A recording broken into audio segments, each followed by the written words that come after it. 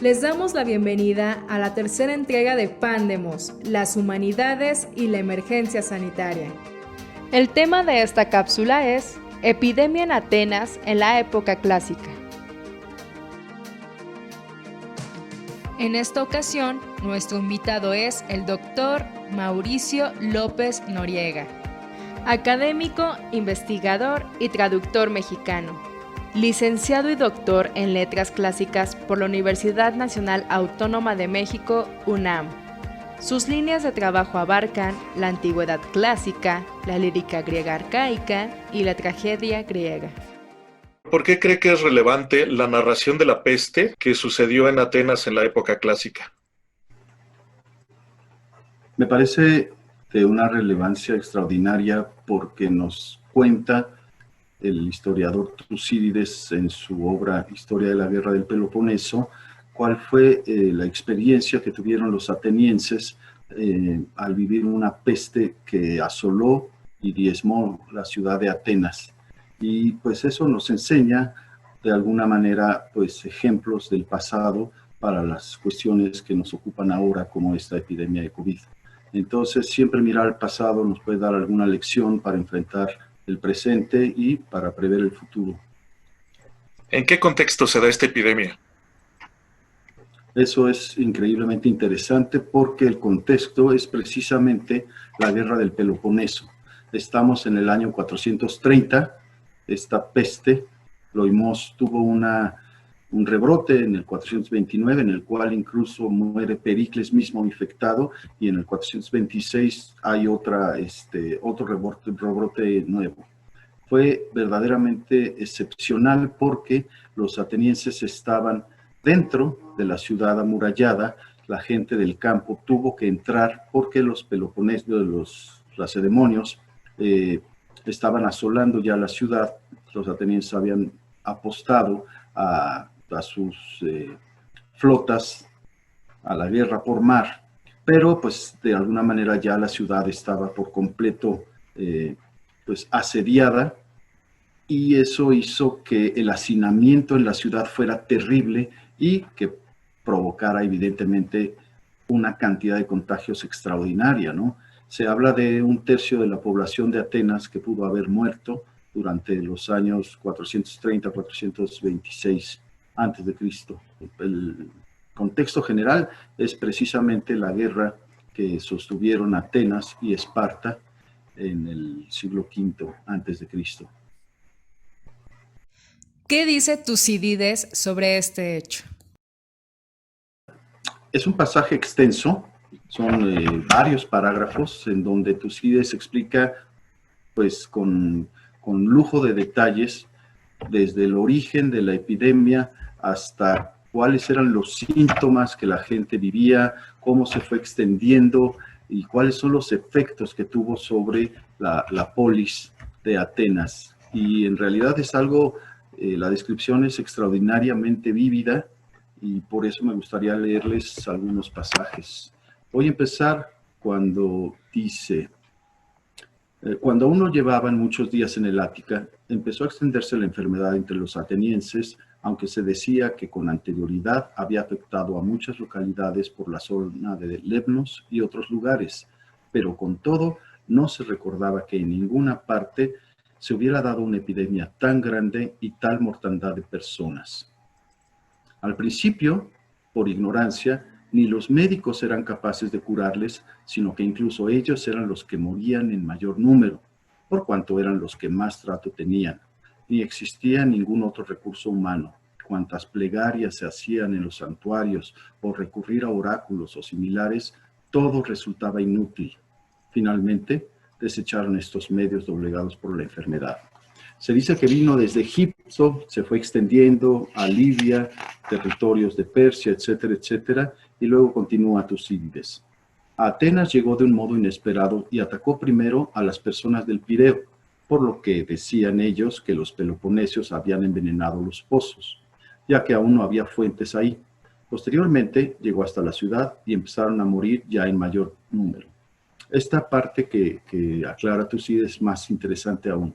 En fin, que cada uno, médico o profano, según sus conocimientos, diga cuál pudiera ser su origen probable y las razones que crea motivadoras de cambio tan grande como para posibilitar esta transformación. Yo me limitaré a decir cómo se desarrolló y aquello con cuyo examen, caso de sobrevenir en otra ocasión, pueda conocérsela mucho mejor al tener información previa. Eso lo expondré por haber padecido la enfermedad yo mismo y ver que la padecían otros. Entonces es interesante porque el mismo Tucídides se contagió de esta peste que los especialistas discuten que pudo haber sido. Normalmente varía entre sarampión, alguna especie de tifus, y recientemente hay investigaciones que recuperaron dientes de la zona, de la ciudad de Atenas, y extrajeron el ADN de la pulpa de los dientes y piensan que pudo haber sido una tifoidea, por ejemplo, pero evidentemente esto no puede ser necesariamente absoluto, ¿no? Es decir, todavía queda la duda. Voy a describir ahora, más bien, voy a permitir que Tucídides describa los síntomas de la enfermedad. ¿Qué le pasaba a la gente? Dice: en cuanto a los demás, sin causa aparente, cuando estaban sanos, de pronto les entraban primero fiebres intensas que afectaban a la cabeza, enrojecimiento e inflamación de los ojos, y por dentro, la garganta y la lengua se volvían sanguinolentas y exhalaban un aliento extraño y pestilente. Luego, a partir de esos síntomas, sobrevenían estornudos y ronqueras, y en no mucho tiempo la afección bajaba al pecho, acompañada de fuerte tos. Cuando se fijaba en el estómago, lo trastornaba y producía vómitos de bilis de cuantas clases son mencionados por los médicos, acompañados de gran malestar. A la mayoría de los enfermos les daban arcadas que causaban fuertes convulsiones, a unos después de debilitarse los síntomas, a otros muchos después. Exteriormente, su cuerpo no resultaba al tacto demasiado caliente ni pálido, sino sonrosado, lívido, con una erupción de pequeñas pústulas y llagas. Por dentro, en cambio, quemaba tanto que no soportaban vestirse de túnicas muy sutiles o de lino, ni de otra cosa que no fuera estar desnudos, y con gusto se arrojarían al agua fría. Muchos, al no tener quien les cuidara, hicieron eso en los pozos, dominados por una sed insaciable. Daba lo mismo ver mucho que poco. A esto se añadía una desazón e insomnio permanentes.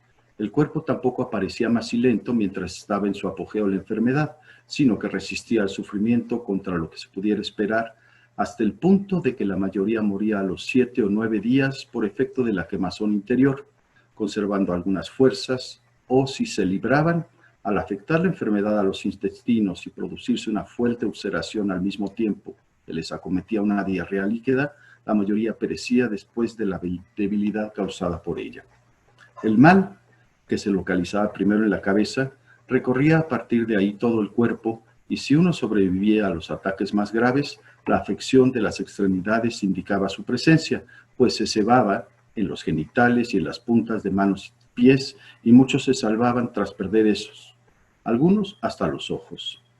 De los convalecientes se apoderaba al instante una amnesia general y ni se conocían a sí mismos ni a sus deudos. La imagen de la enfermedad es superior a lo que se puede contar y en los demás aspectos atacó a cada uno más duramente de lo que puede soportar la naturaleza humana. También en lo siguiente se vio, sobre todo, que era algo distinto de lo habitual, pues las aves y cuadrúpedos que comen carne humana, a pesar de las muchas personas que había insepultas, o no se acercaban o perecían tras probarlas. Una prueba: hubo una clara desaparición de tal clase de aves y no se les veía ni en las circunstancias mencionadas ni en otras. Los perros se prestaban más a la observación de lo sucedido por su convivencia con el hombre. Morían unos por falta de cuidados, otros a pesar de atenderlos mucho. En una palabra, no se determinó ni un solo remedio cuya aplicación fuese útil, pues lo que era conveniente para uno perjudicaba a otro.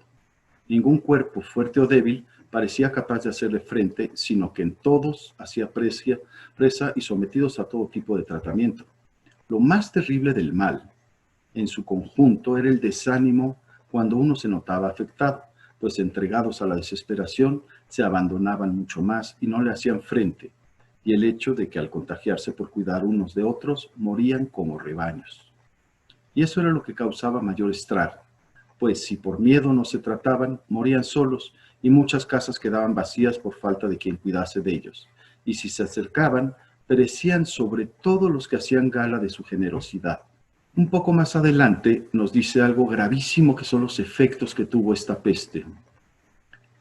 Dice en el parágrafo 53, también en los demás aspectos, la enfermedad fue para la ciudad el inicio de una falta de respeto a las normas. Con mayor facilidad se atrevía uno a satisfacer el deseo que antes evitaba realizar abiertamente, al ver la brusca mudanza de los ricos que morían repentinamente y de los que nada poseían antes y al momento tenían lo de aquellos. En consecuencia, aspiraban a satisfacciones rápidas y enfocadas al placer, por pensar que tanto el cuerpo como las riquezas eran efímeras. Nadie estaba dispuesto a esforzarse por lo que parecía bello ante la incertidumbre de si perecería antes de alcanzarlo. Lo que en ese momento era agradable o ventajoso para conseguirlo por cualquier medio, quedó como hermoso y útil. Ni el temor de los dioses ni la ley de los hombres eran un obstáculo, por juzgar que lo mismo daba ser respetuoso que no, cuando veían que todos perecían por igual y por creer que nadie viviría hasta el juicio para pagar por sus delitos, sino que ya pendía sobre ellos y estaba decretado un castigo mucho mayor, y antes de que les cayese encima, era natural que disfrutasen algo de la vida. Por último, nos dice aquí que la enfermedad inició justo al iniciarse la invasión peloponesia y que no se extendió precisamente a esa zona de Grecia, el Peloponeso, sino que afectó sobre todo a Atenas y posteriormente a los restantes lugares, a las zonas más pobladas. Y finaliza Tucídides diciendo, esos son los sucesos relativos a la epidemia. Esto está en el segundo libro de la historia de la guerra del Peloponeso. Y es verdaderamente aterrador imaginar una pandemia, como le llamamos ahora, ellos le llaman peste. Bueno, ellos inventaron la palabra pandemia precisamente para referirse a ello, Tucídides la utiliza, y precisamente lo que nos puede hacer reflexionar es que el contexto era la guerra. Dentro de todo, nosotros podríamos decir que el contexto no es tan terrible, aunque quizá se libran otro tipo de guerras en nuestras sociedades. ¿Cree usted que esta epidemia ocasionó algún declive en la ciudad de Atenas que estaba en pleno crecimiento? Al menos, dicen los especialistas, que con esta peste comenzó el declive de Atenas. Algunos definitivamente piensan que ahí se inició la derrota de Atenas por parte de los espartanos.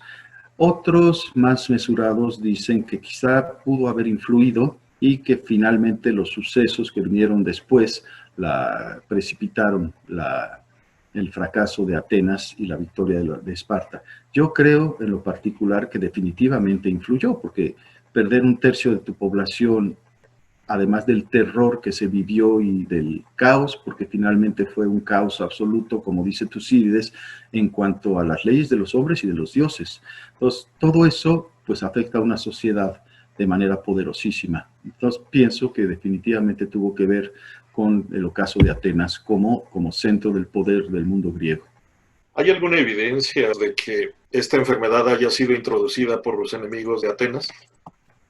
No, era más bien suposiciones. Aparentemente la tifoidea se transmite por agua. Entonces, si llegó desde Egipto y de Libia, pues llegó al Pireo naturalmente. No podía llegar por tierra firme, o era mucho más difícil que llegara por tierra firme, sino que directamente en los barcos se contamina el agua del Pireo, que alimenta parte de la ciudad de Atenas, y ahí se extiende como reguero de pólvora, ¿no? Una vez infectado un pozo dentro de Atenas, pues se van a empezar a infectar los demás porque sobre todo no sabían cómo contenerla. Un poquito como nosotros, que estamos apostando a las vacunas, pero en ese momento, pues evidentemente ni siquiera había un adelanto técnico tan maravilloso como los que tenemos hoy. ¿Tiene alguna recomendación para nosotros? Pues invitarlos a leer este pasaje que se encuentra en el segundo libro de la Guerra del Peloponeso de Tucídides, y pues eso nos lleva finalmente a una reflexión sobre lo que nos toca vivir en estos momentos y sobre todo, creo, pues mirar hacia el futuro, ¿no? La herencia finalmente de Atenas va muchísimo más allá que la peste que asoló durante unos años a esta gran ciudad que recordamos pues como el faro cultural de Occidente. Agradecemos al doctor Mauricio López Noriega su participación en Pandemos, las humanidades y la emergencia sanitaria. A continuación, postales de la ciudad.